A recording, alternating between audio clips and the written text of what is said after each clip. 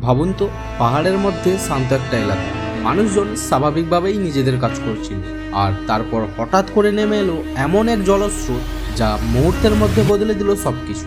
আজ নেপাল থেকে আসা খবর সত্যিই ভয়ঙ্কর। নেপাল তিব্বত সীমান্তবর্তী এলাকায় ভয়াবহ বন্যা ও ধ্বংসযজ্ঞের পর বহু মানুষের মৃত্যু হয়েছে এবং হাজারেরও বেশি মানুষ এখনও নিখোঁজ বলে বিভিন্ন আন্তর্জাতিক সংবাদ মাধ্যম জানিয়েছেন।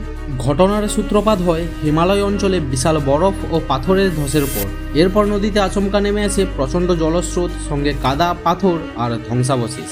রাস্তা ভেঙে গেছে, সেতু ক্ষতিগ্রস্ত হয়েছে, বহু এলাকা যোগাযোগ বিচ্ছিন্ন হয়ে পড়েছে।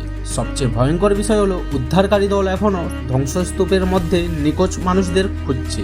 হেলিকপ্টার এবং উদ্ধারকারী বাহিনী মোতায়েন করা হয়েছে, কিন্তু দুর্গম পাহাড়ি এলাকা এবং ভেঙে যাওয়া রাস্তার কারণে উদ্ধার কাজ অত্যন্ত কঠিন হয়ে উঠেছে।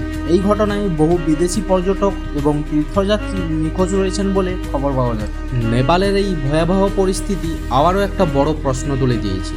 হিমালয় অঞ্চলে জলবায়ু পরিবর্তন এবং হিমবাহের পরিবর্তন কি ভবিষ্যতে আরও বড় বিপর্যয় ডেকে আনতে পারে?